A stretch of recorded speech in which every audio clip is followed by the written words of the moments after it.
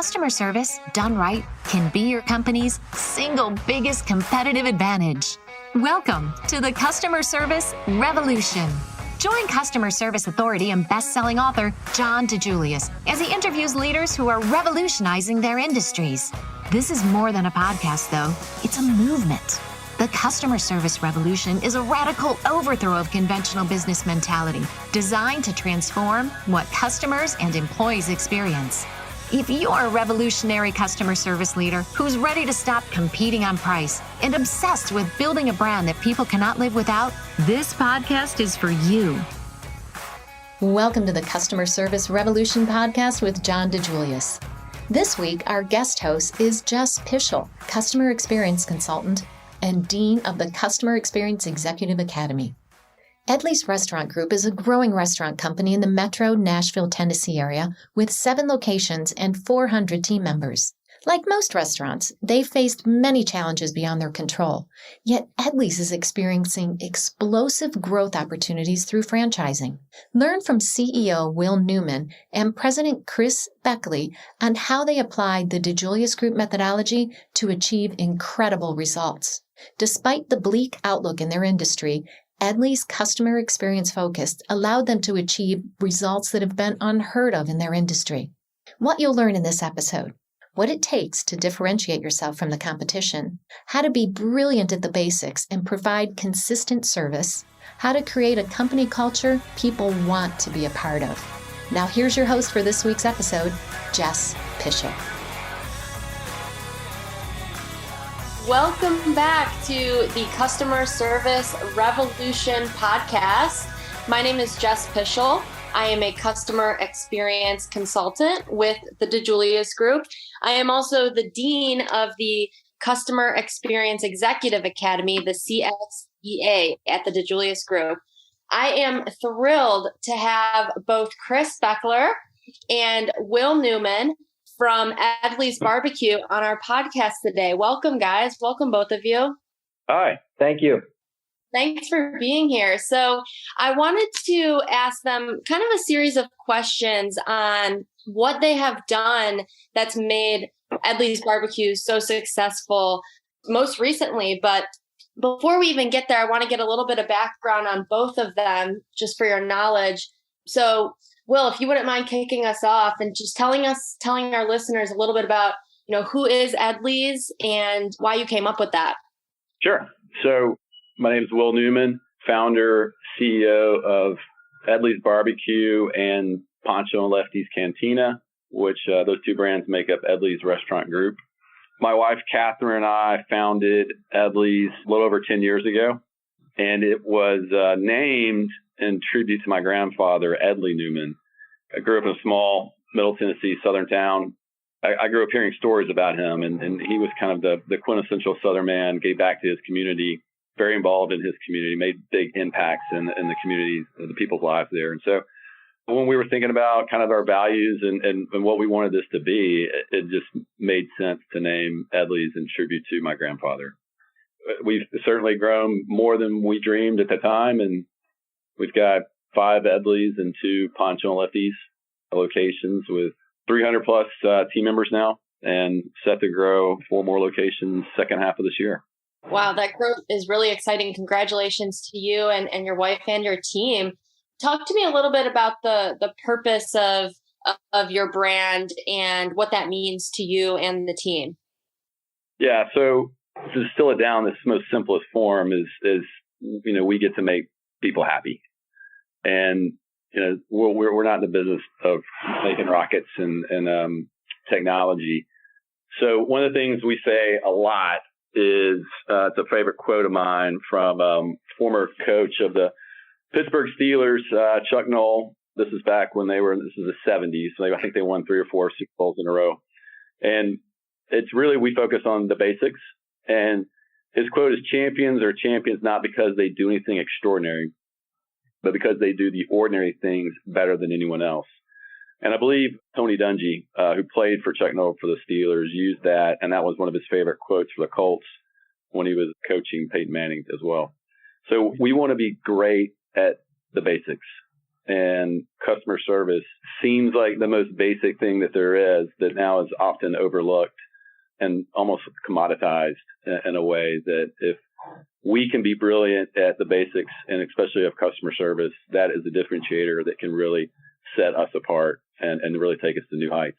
Yeah, it's so true, especially in the pandemic. I think a lot of businesses, with even outside of your industry specifically, have become lazy to a degree, right? Like things that we used to do for our customers, for our clients, for our guests, we don't do anymore because we stopped doing it during COVID and then we just didn't pick it back up, whether that's because of staffing or just because of bandwidth or whatever the case may be. It seems like we've gotten away from some of those customer service best practices, but not at Edley's, right? That's been something that you guys have been really fostering in your people and making sure they understand, which I know Chris Beckley, a graduate of the Customer Experience Executive Academy, he is an alumni, learned throughout our program and has been certainly implementing a lot of the tools, which is one of the reasons why I wanted to have the two of you on this call today, because I think it's really important to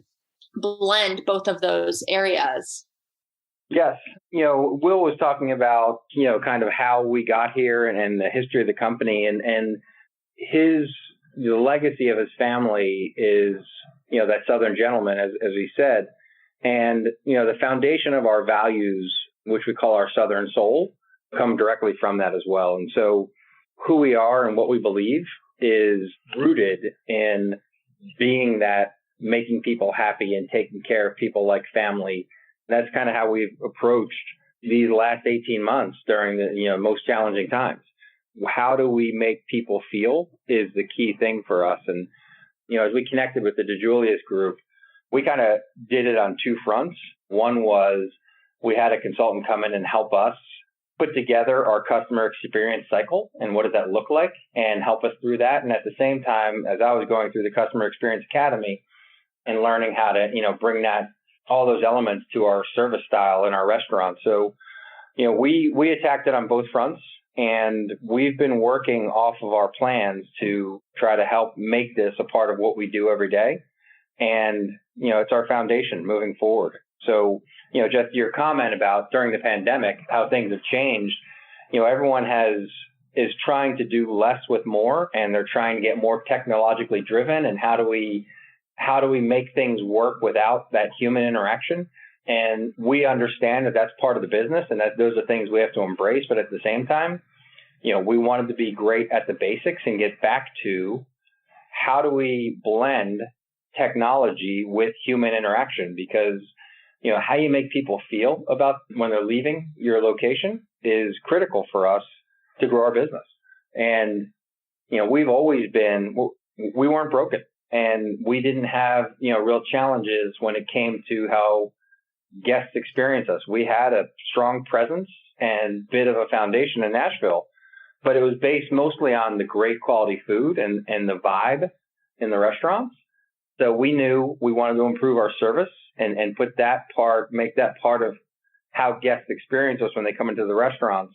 So that's how we partnered with your group, and we're taking those elements and incorporating into our restaurants every day. Yeah, absolutely. So I know right now at 7 locations, it's about 400 team members, but with the plans of growing and expanding. Can you talk to me a little bit about that? Because that's just something that I imagine right now is hard for a lot of people to do in the pandemic, right? A lot of restaurants maybe didn't make it or are trying to figure out how they're going to make it, but you're quite the opposite, just growing and looking to expand. Yeah, I'll take that. So some of it is just we are fortunate to be in a state like Tennessee we're very happy with our governor. He handled this in a very prudent way that allowed us a lot of flexibility to keep our team safe and serve our guests. And so we were probably under a lot less restrictions than some people in the Midwest and on the coast. So that certainly helped. But, some of it comes from, Chris's play to win attitude. We found ways constantly. We just didn't everyone was finding excuses not to do things. we were using this as an opportunity to find ways to do it better. And a couple things happened that I think really set us up for this is, some of the advice I got from, in fact, my business coach was when I asked him, what are some of the things they did during the Great Recession that really set them up really to grow coming out of it? And he said, we slowed down like everyone else did. But what we did is it allowed us time. And so what we did was what are we going to do with this time?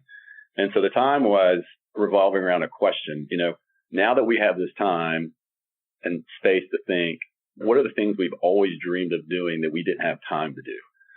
And so one of those was really thinking about how we compensate and give benefits to our teams that Chris had always dreamed about doing.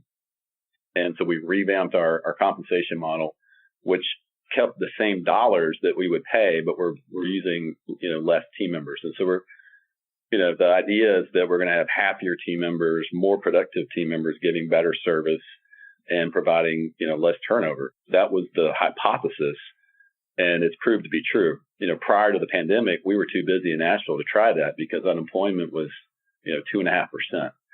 And so now we could really rethink and reimagine who our teams should be and created a new pay model that pays people a lot more in our industry.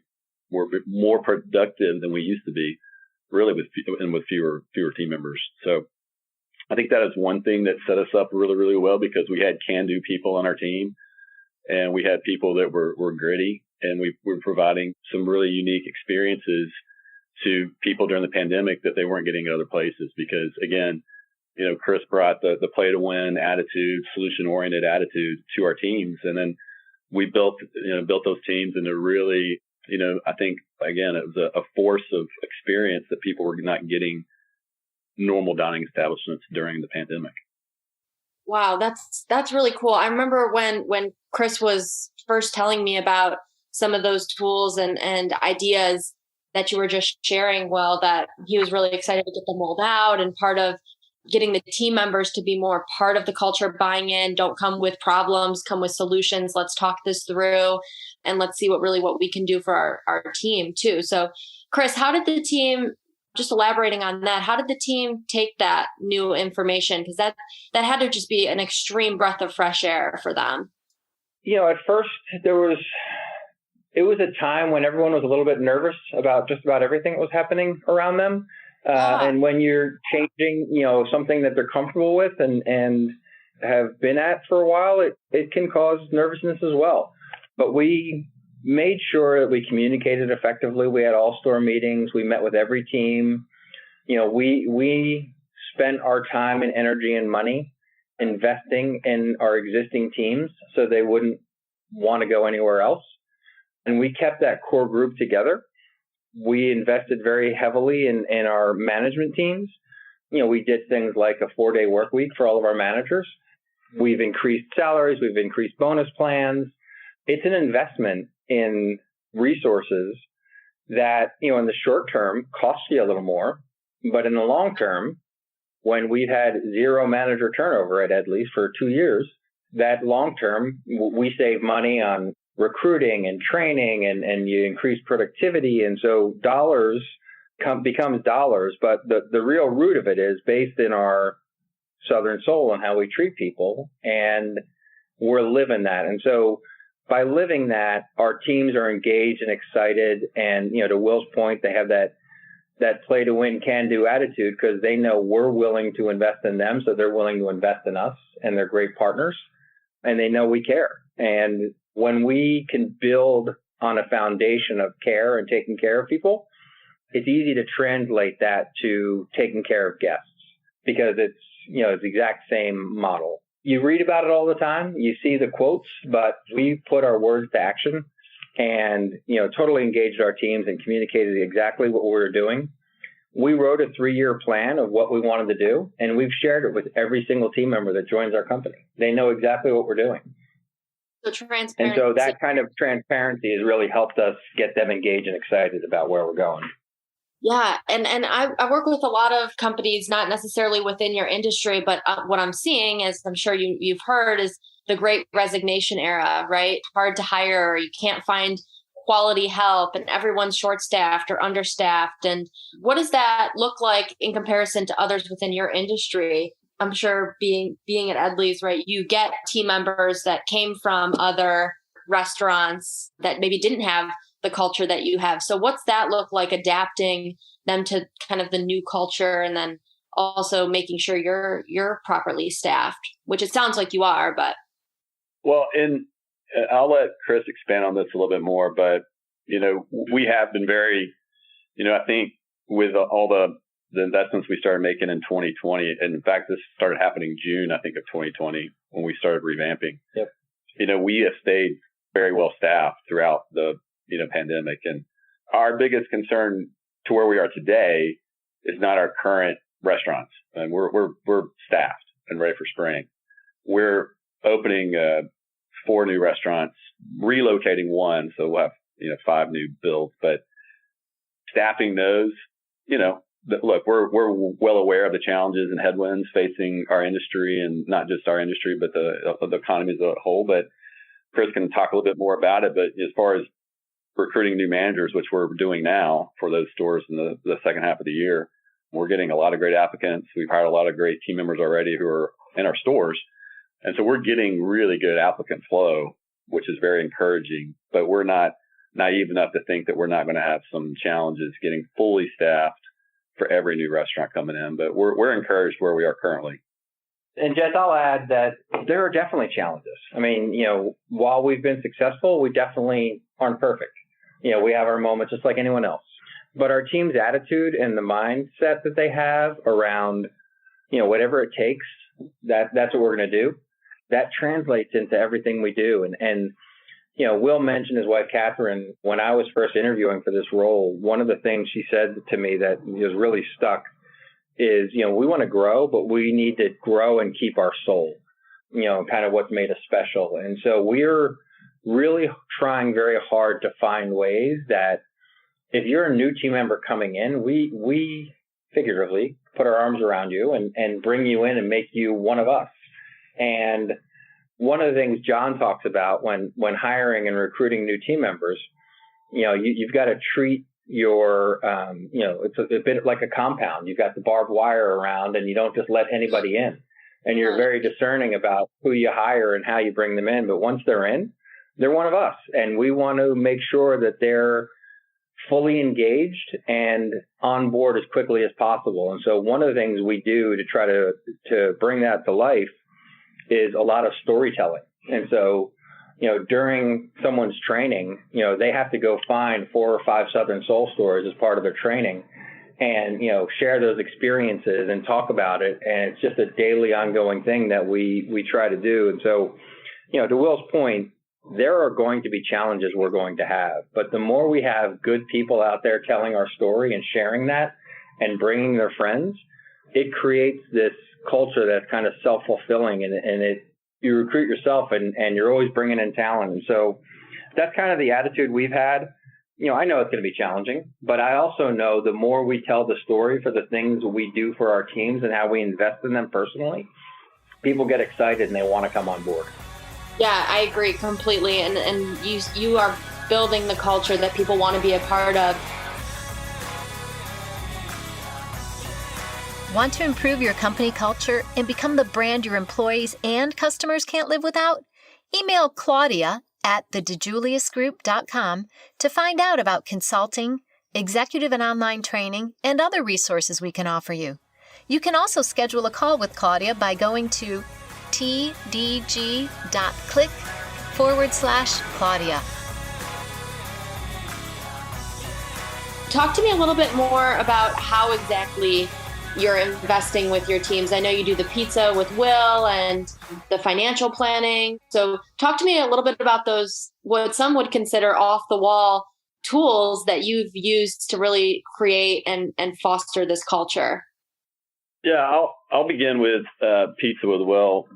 That began a few years ago when, I thought I knew how our GM was running one of our restaurants, and this was 2017, I believe.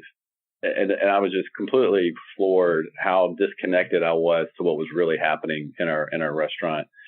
And so I believe it was Sarah on our team suggested, just come in maybe every afternoon, once a quarter, and bringing pizza and just making yourself available. And that way you can just talk to our team members in a very informal but comfortable way. And so we started, I guess it's been going on now for 4 years, Pizza with Will, where, in fact, I just did one 2 days ago at our East Nashville location where I show up with pizza, and I'm there from 3 to 5. That way I catch 2 shifts. I catch the lunch shift and the dinner shift. And if anybody wants pizza, they have to sit down and just chat with me. And there's no agenda at all. I always tell people the only rule is we can talk about anything you want but politics. And everybody is very happy with that. And so, yeah. And they a lot of times if they're newer, they get to ask me questions. And, to Chris's point about training, they hear stories and they want to find out stories from maybe stuff they got trained on. And one of our expos, Robert, was asking me, he goes, so is it true that you carry your the original barbecue sauce recipe in your wallet? And I said, you know what? That's hilarious that you know that. And I pulled out my wallet and showed him the original, recipe of our barbecue sauce that's still in my wallet. I'm too scared to. Awesome. I don't know what it is now. It's definitely gotten to be a superstition. I'm afraid if I put it somewhere else, I'll lose the mojo that's made us. Yeah, you got to keep it special. But yeah, I've got an old wallet too, so it's kind of like a Costanza wallet a little bit. Yeah, and but so Pizza with Will has been a great way for me to stay connected, and for our teams to really feel that I really am approachable, that I'm not some Oz figure behind the curtain. And then again, we invest in Dave Ramsey, who's actually based here in Nashville, has a great tool for teams called Smart Dollar. We pay for that. We have corporate chaplains that come by and offer a resource for all kinds of different family events or emergencies. We did for the pandemic, we did Zero Health Get Zetic, where every people checked in before they came in, and they had a green check mark before they could check in for work. And so people really appreciate that extra expense. That was just an extra layer of protection for everybody, and they knew that we were monitoring that. So it's really doing all these little things that you're earning the trust and earning those moments of cohesiveness in our culture. So all these little things I think that add up. Probably nothing in a silo that really stands out. Yeah, but just we keep reminding people and telling them and sharing, what we do and how we do it. And so, for example, if somebody doesn't sign up for the Smart Dollar financial planning, and kind of forgets about it 90 days later, if they're reminded, then, they can sign up. And so, we just keep telling the story of, how we're investing in them. And I've heard Will say this several times, it's investing in the whole person, right? So we create a great work experience. We compensate them well. We give them financial planning because stress, financial stress can be a big burden. We give them spiritual guidance with the corporate chaplains. If they're not comfortable with that, they have, an employee assistance program where they can contact somebody for mental health. We do things like 4-day work week. Every team member gets an assessment every quarter on their performance. That kind of communication and transparency and constant reminding of kind of who we are and what we do has done a lot to make sure everyone knows that they're appreciated.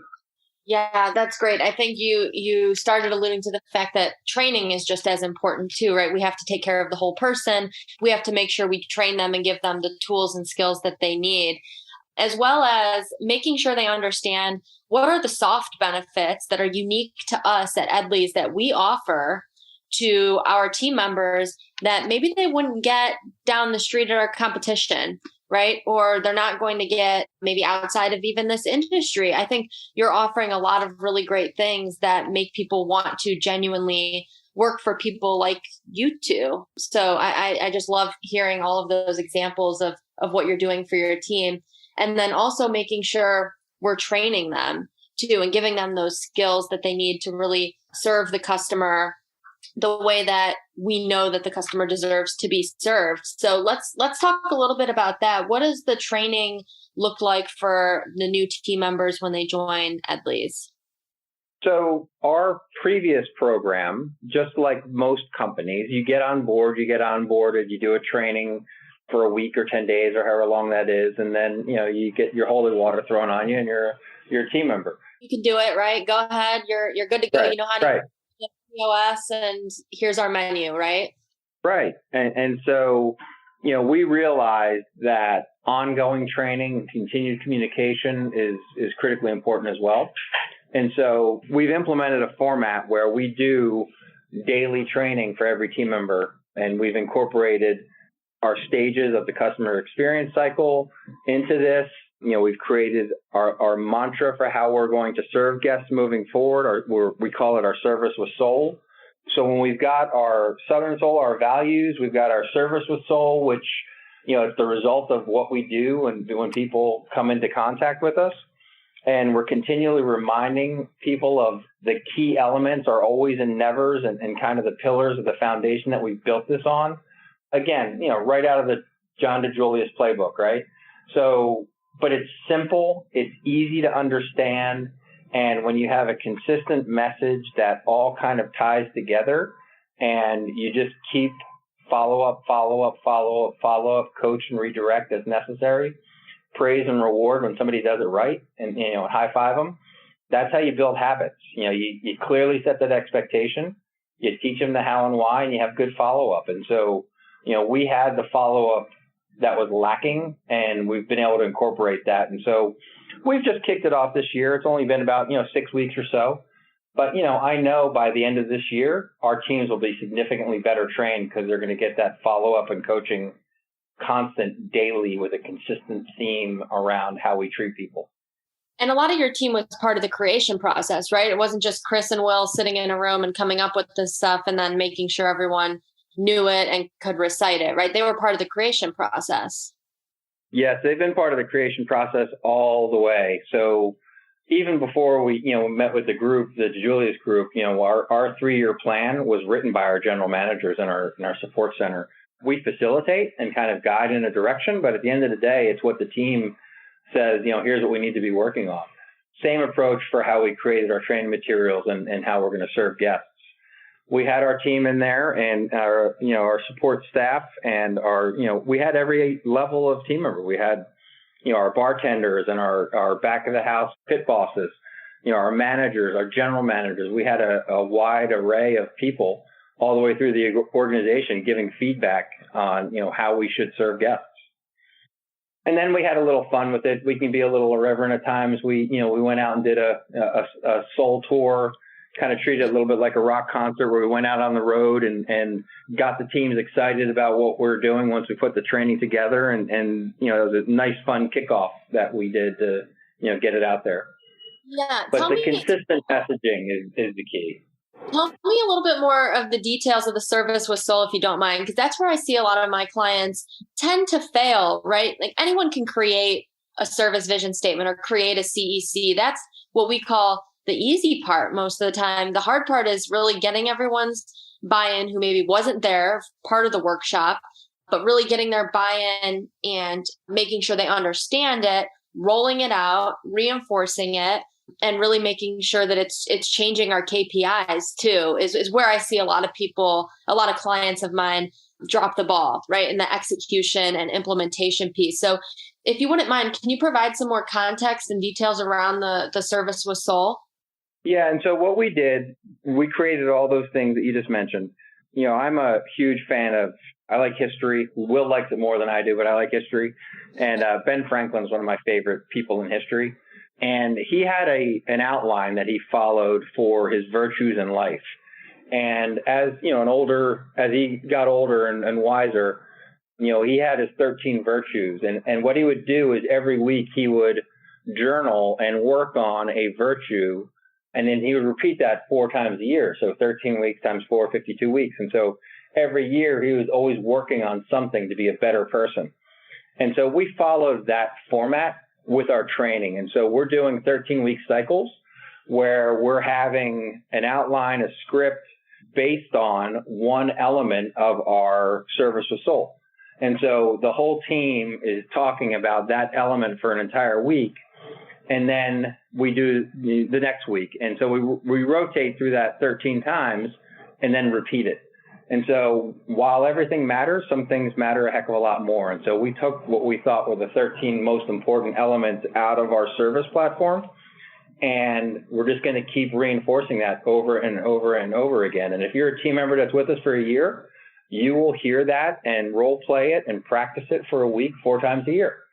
If you're a new team member joining us, you'll get it in training and then get it reinforced, a few weeks later. And so in the restaurant industry, the average team is about 100% turnover.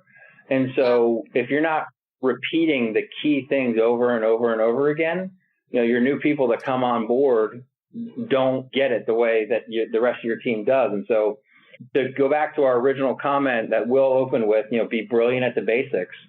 To be brilliant at the basics and do the ordinary things extraordinarily well, that repetition and, constant reinforcing that is a critical element. Yeah. And then to your point on the barbed wire fences of people getting into our organization, right? We find out really quickly if this isn't the right place for them, right? If they don't buy into this concept and the service mentality and making customers happy and the value behind that, then we know right off the bat that maybe this isn't the right place for you. That's right. Awesome. And then, so I know that as you're still experiencing a lot of this growth, you've been looking at it from the lens of making sure you have a pulse on the key performance indicators. I know you've been looking at retention and making sure that, hey, all of these things we're seeing value in all of these things that we are implementing. Can you talk to me a little bit about some of those KPIs that you're really happy to celebrate? Yes. So we're looking for more ways to measure guest experience, and we're working through that right now, with our operations and marketing folks. But, just sales and profits, which at the end of the day, hopefully all this rolls into.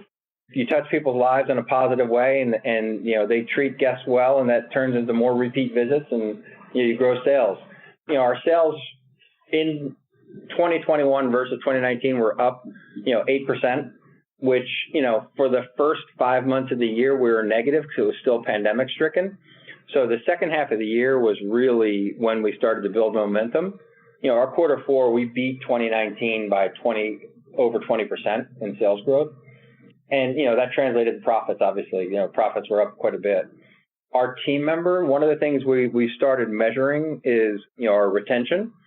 And so, our team member retention, that first year during the pandemic when there was the Great Resignation, for most of the year we ran close to 80% retention and under 60% turnover. So, again, we had no managers leave, Edley, and we haven't lost a general manager in almost 3 years. So a lot of very positive things. That's truly incredible. I mean, for our listeners who maybe aren't so familiar with the restaurant industry, what's the benchmark there for, I don't know, GMs? What would you say?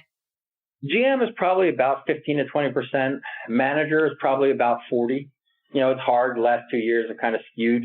So you kind of look at 3-year run rate and what's the average. But, the industry is about 110% team member turnover, and managers are about 40%. Wow. That's truly incredible that you've been able to really have those retention numbers that you do. And obviously because of all the work that you've put into to create the culture that you're part of. So is there anything, if you had to say one thing that was kind of the secret sauce to the success of this brand so far, what would you say? What's been the secret sauce to that success? And it doesn't have to be the one in your wallet. Well, sure. To give that one away. Yeah, that was nice. So I think, where I think about, and so I think it's important for people to know that I don't come from a background from the food industry in the sense that I could have some corporate experience from my early days. It was more of an entrepreneurial spirit and kind of a dream and realizing that dream. But one of the things that, when I think back on how we used to do things 10 years ago and even 5 years ago is that, we just keep getting a little bit better every year. I often tell some of our team members when they're talking to me about, where I am today and where I was, they think it was sometimes they think it was really easy or there was these big giant leaps and bounds. But I always remind people, like, think how easy it is to get better each week, just 1%. So like if you had a goal of just, even if you were in the gym and you wanted to run your, 5K and beat it by 1%. I mean, that's really such an attainable goal. Now, if you think about that in a consistent manner over the course of 52 weeks, you've just improved by 50%. So when you think about just improving, always chasing just those small incremental improvements, over time, they just layer on top of themselves and they just build momentum, almost kind of like a flywheel. And so, we're just committed to always being better. We're better today than when Chris, joined us in, late 2018. And we know that we'll be better next year as we get more traction with our service with soul. That's something we have to, continue to instill and make sure that's ingrained in our teams. But just the commitment, never being satisfied, always seeing ahead how we could be better, it just builds upon itself. And before you know it, this time next year, we'll look back and go, wow, we're providing, our whole goal is to be known as an amazing service company that sells barbecue and tacos. And, if people leave Edley's or Poncho and Lefty's and they're telling everybody you've got to go there, not because their smoked brisket is amazing or that their margarita is amazing, but the way that their bartender made them feel special, or the way the soulster who delivered their food did one of those, they didn't have to do that moment. That's what we want. That's where we're headed. That's our vision.